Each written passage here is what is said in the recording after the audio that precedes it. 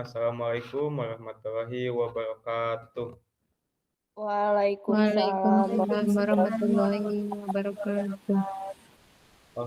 Alhamdulillahirabbil alamin wa bihi nasta'in wa ala umuri dunya waddin. Ala alihi washabihi ajmain amma ba'du. Puji dan syukur marilah kita panjatkan kepada Tuhan yang Maha Gofur, yang mana atas berkat rahmat-Nya kita bisa berkumpul di dalam webinar pada kali ini. Halo, selamat siang teman-teman semuanya. Siang. Selamat datang di acara mini webinar dengan tema analisis perbandingan LMS. Apa kabarnya nih hari ini? Alhamdulillah baik. Senang sekali rasanya saya bisa bertemu ataupun berdiskusi bersama dengan teman-teman. Saya, Anugerah Rujhanul Ulum, akan memandu acara kita yang seru dan juga bermanfaat selama 15-20 menit ke depan. Terkait tema hari ini yaitu analisis perbandingan LMS, terkadang kita sedikit kebingungan untuk menentukan LMS mana sih yang paling efektif untuk menunjang pembelajaran ke depannya. Nah, untuk menjawab masalah tersebut, sudah hadir bersama kita narasumber yang luar biasa, yaitu ada dua narasumber untuk siang kali ini. Yang pertama, untuk narasumber pertama ada Ibu Sahira Nur Fikria dan juga yang kedua, dan juga untuk narasumber kedua ada Ibu Prita Sofia. Halo Ibu Sahira dan juga Ibu Prita. Hai. Halo. Nah, langsung saja kepada pemateri yang pertama, Ibu Sahira Nur Fikria. Waktu dan tempat kami persilahkan. Oke, baik. Assalamualaikum warahmatullahi wabarakatuh. Waalaikumsalam warahmatullahi wabarakatuh. Alhamdulillah untuk di siang hari ini kita bisa bertatap muka gitu ya, walaupun secara daring seperti ini, tetapi tetap bisa melakukan pembelajaran gitu ya.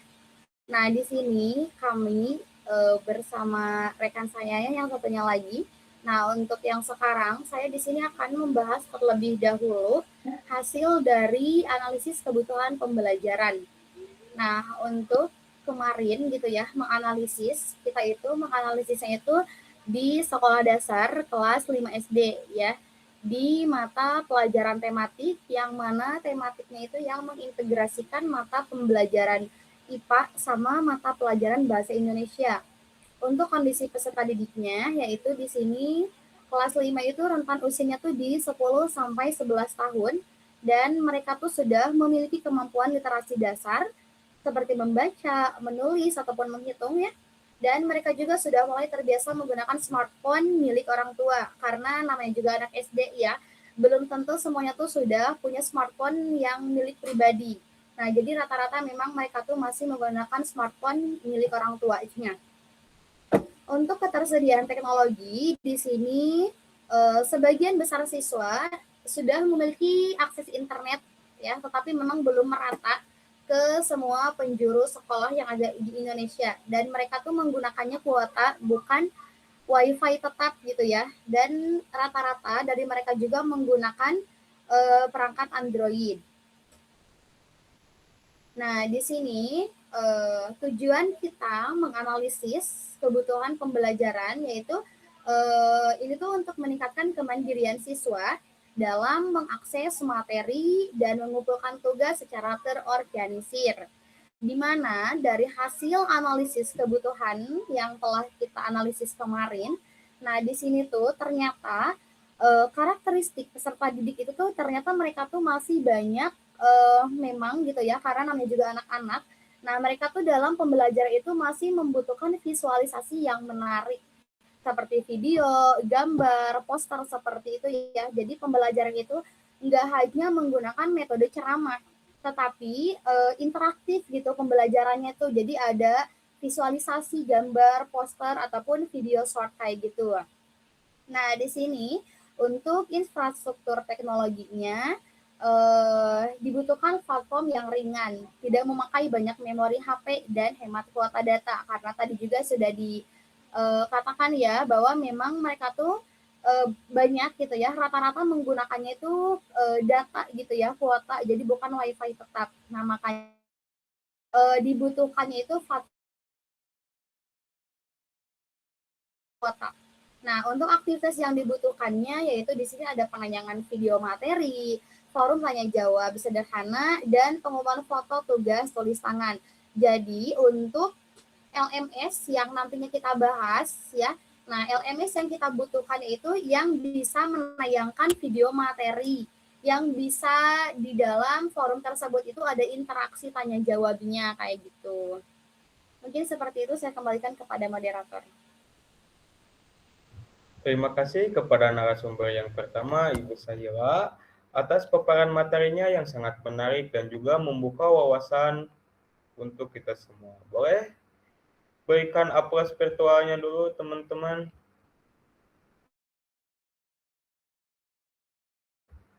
Baik, lanjut saja kita memasuki pemateri yang kedua. Kita sudah ada narasumber yang kedua, yaitu Prita Sophia. Kepada Ibu Prita, waktu dan tempat saya persilahkan. Baik, terima kasih kepada moderator yang sudah mengizinkan saya untuk memaparkan materi yang kedua.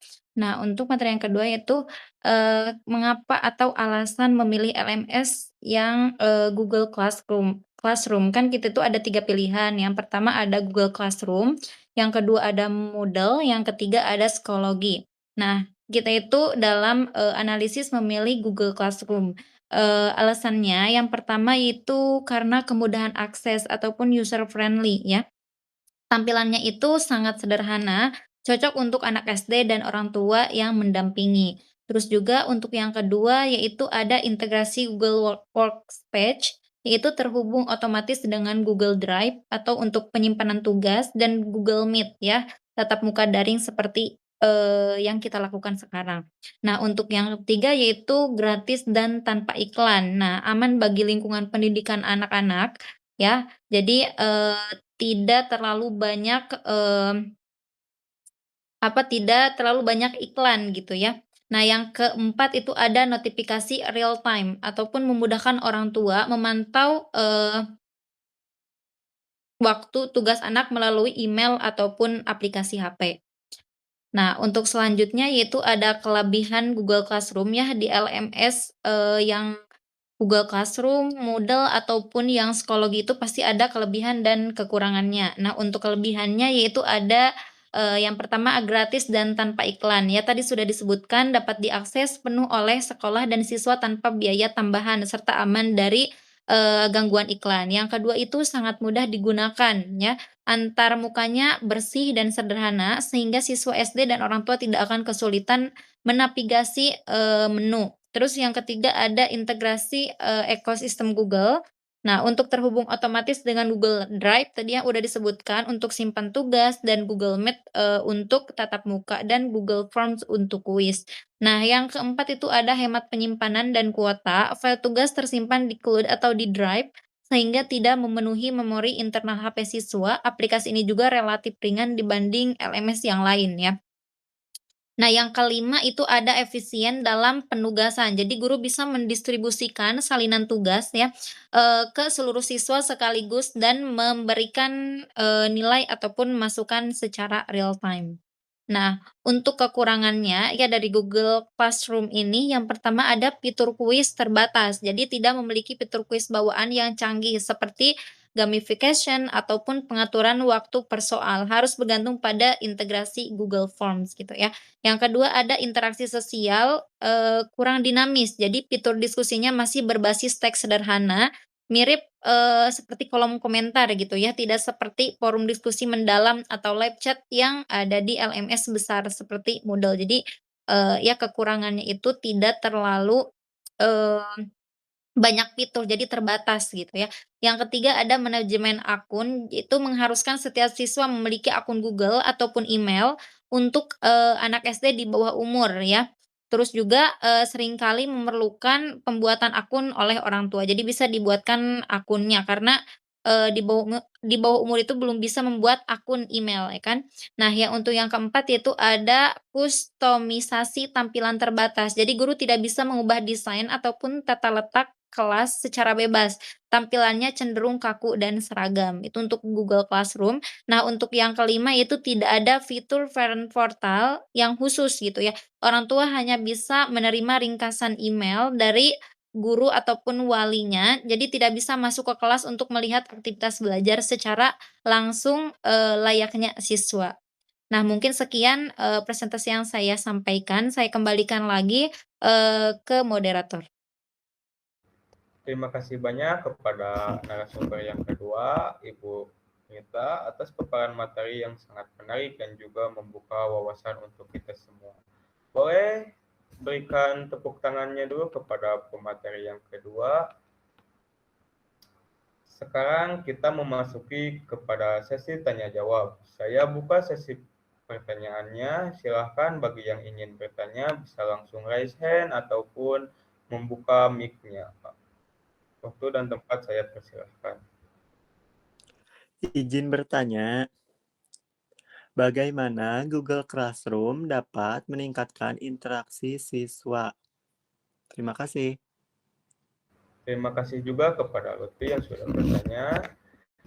Baik, kepada narasumber, boleh langsung bisa dijawab.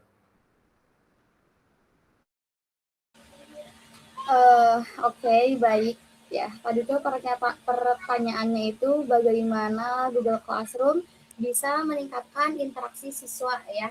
Nah, karena yang teman-teman ketahui juga gitu ya, yang lagi kita pakai juga ini tuh termasuk fitur LMS ya, termasuk fitur LMS Google Classroom yang mana Google Meet itu bagian gitu kan ya, bagian dari Classroom ya, Google Meet itu tuh. Nah, untuk contoh sederhananya seperti misalnya kayak yang tadi ya, misalnya kayak narasumbernya gitu sudah menyampaikan materi, terus kata moderatornya boleh berikan tepuk tangan gitu ya. Ya misalnya jadi walaupun nggak tepuk tangan ya yang kayak gini, misalnya yang meriah kayak gitu seperti biasanya. Nah, tapi kita tuh tetap bisa mengirimkan apresiasi tepuk tangan gitu ya terhadap narasumber lewat fitur-fitur yang ada di LMS ini gitu. Nah, jadi itu tuh bisa terjalin interaksi gitu kan ya antara guru dan siswa. Itu untuk contoh sederhananya. Dan di mana di classroom juga ini tuh guru itu bisa membagikan pengumuman ataupun pertanyaan gitu ya. Nah, yang mana nanti tuh siswa itu bisa menjawab menggunakan fitur komentar gitu ya. Nah, siswa tuh bisa menggunakan fitur komentar tersebut untuk menjawab pertanyaan-pertanyaannya kayak gitu mungkin. Baik, terima kasih kepada Ibu Samila yang sudah memberikan jawabannya. Untuk teman-teman semua yang ingin menambahkan, boleh untuk membuka mic-nya. Oh, boleh untuk kepada Citra yang ingin menambahkan. Baik, sebelumnya perkenalkan nama saya Citra Nabila. Jawaban dari Sahila tadi memang sudah benar, namun masih memiliki keterbatasan meskipun Google Classroom menyediakan fitur diskusi dan pengumuman yang dapat meningkatkan interaksi. Aktivitasnya pada siswa SD sangat bergantung pada pendampingan guru dan orang tua. Tanpa bimbingan yang cukup, siswa SD mungkin hanya membaca pengumuman tanpa berdiskusi. Selain itu, keterbatasan akses internet dan kemampuan literasi digital juga dapat mengurangi interaksi yang diharapkan. Oleh karena itu, penggunaan Google Classroom perlu disertai strategi pembelajaran yang menarik dan pendampingan yang interaktif. Terima kasih. Terima kasih kepada Citra yang sudah menambahkan. Bagaimana Lutfi, cukup? Alhamdulillah kalau cukup. Tidak terasa, rupanya kita sudah berada di penghujung acara webinar pada kali ini. Untuk kesimpulannya akan secara langsung disampaikan oleh pemateri yang pertama ataupun narasumber yang pertama yaitu Ibu Sahila. Waktu dan tempat saya persilahkan. Oke, baik. Untuk kesimpulannya di sini kan dari hasil analisis itu tuh memilih classroom ya. Nah, kita juga nggak semata-mata kenapa harus classroom gitu ya. Kenapa nggak model ataupun psikologi? Karena kita membahasnya anak SD. Makanya kita pilih classroom. Memang efisiennya itu sangat sesuai gitu ya dengan keterbatasan perangkat siswa. Jadi bukan berarti model kurang baik ataupun psikologi juga kurang baik, tetapi yang paling sesuai gitu ya untuk anak SD itu memang classroom gitu, karena memang classroom itu tuh sangat sesuai gitu kan ya dengan keterbatasan perangkat siswa SD. Tetapi walaupun kayak gitu, nah classroom juga tetap mampu memenuhi semua kebutuhan dasar administrasi kelas digital secara efektif dan terstruktur. Saya kembalikan kepada moderator. Terima kasih kepada narasumber yang pertama, Ibu Sahila, yang sudah memberikan kesimpulannya.